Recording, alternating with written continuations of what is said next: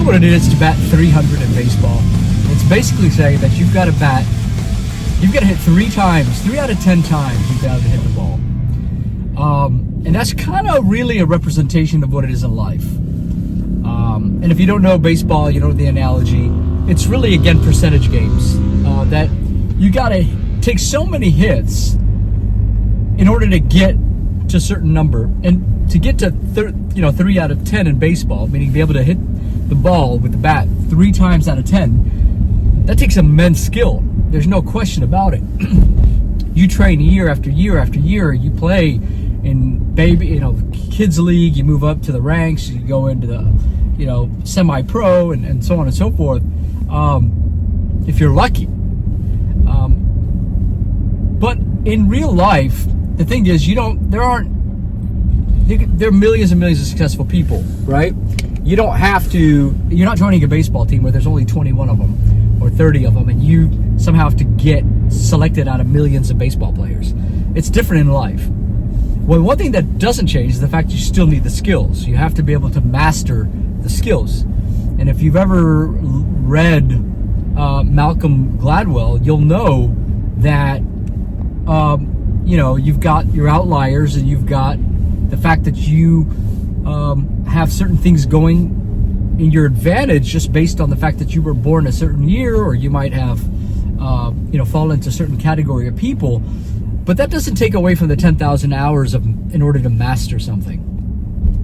Whether it's to study and learn what Bitcoin is, or it's to learn a skill like marketing and advertising, or playing guitar, any of those things. I play guitar, and it took me years to be able to even play well, and even till this day, after 30 plus years, I feel like I know nothing about playing guitar. So really what I'm trying to get at here is try to focus on mastering something.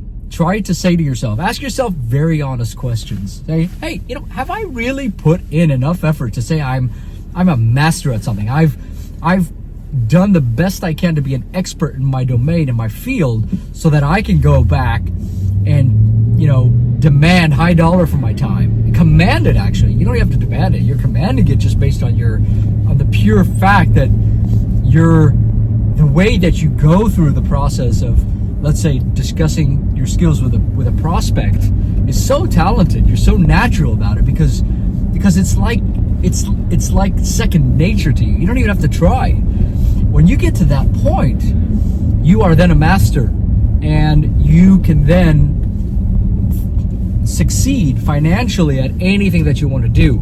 Now, do you have to have 10,000 hours of something in order to start making money in it? Absolutely not. You can go right away and get lucky in a venture. You might do okay. Let's say you decided that you want to be an advertiser, right? You want to get into advertising and marketing.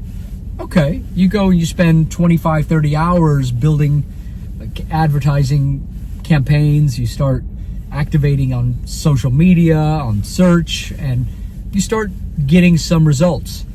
It didn't take you 1,000 hours to do that, but that's not what we're talking about here. We're talking about being able to do it to the point where it comes so naturally to you that you don't have to worry about whether or not you're going to get lucky in this venture.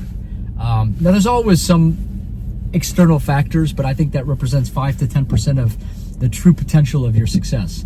I think your success comes from your ability to truly master it. And if you can do that, then you're way ahead of most people, because here's the thing.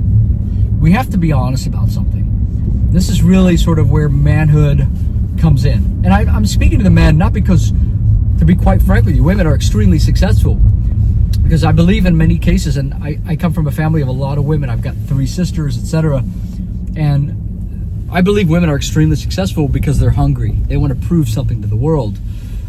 As a man, and that's why I'm speaking mainly to men, is that you have to truly be patient with yourself. You have to be patient and say, hey, look, you know what?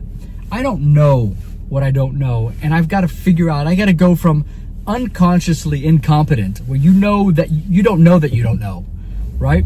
And you move yourself into consciously competent and then unconsciously competent, which is when you don't even know, you're just so good at something, and then so you got to move from one quadrant to the next. until you're at a point where you truly have been able to master a skill. And so you've got to be patient with yourself. You've got to be patient with the idea that to get great at something and to really be successful at something, you cannot continue to jump ship every 12 to 24 months and think you're going to get somewhere. If you want to get somewhere, you've got to stick with something. And I'm talking about skill. I'm not saying if you launch a business, you got to stay in that business. If business sucks after 36 months, you probably need to think of a solution. But it's not what we're talking about. We're talking about going from not knowing about something, and this is only, by the way, this can only work if you're truly passionate. If you have very little passion in something, I'm going to be honest, it's going to be hard to be successful at anything. So my advice to you is you've got to find a way to be extremely passionate.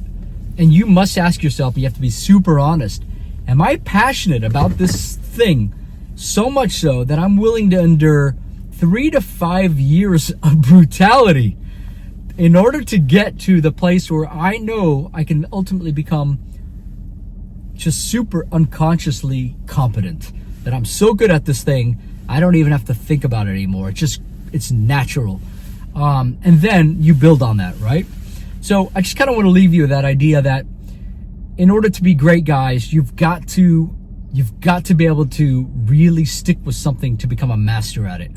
And that batting 300 is saying, I got so darn good. I've hit tens of thousands of balls, and now I can hit 2 or 3 out of 10.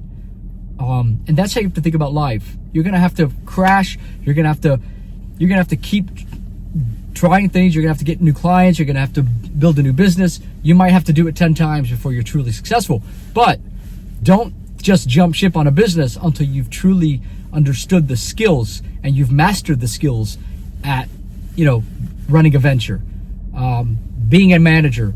If you're gonna buy a restaurant one day, have you ever been a chef? Did you ever serve on the floor? Did you ever manage that place? All of these things matter, unless you're just a silent investor and you've got people doing it for you. That's a whole nother question. Now you're perhaps a venture capitalist, or you're an investor, a partner, etc. So there are many ways to look at this, but the main takeaway is master something, get great at it. And lastly, I'll remember this came from a mentor of mine. He said, get great at things worth getting great at. So think of things that have the best ROI potential, that you can really do well. And if you're more an artistic person, follow your passion. Forget about the money. Don't chase the money, chase the passion, because you'll never be happy if you just went after the money.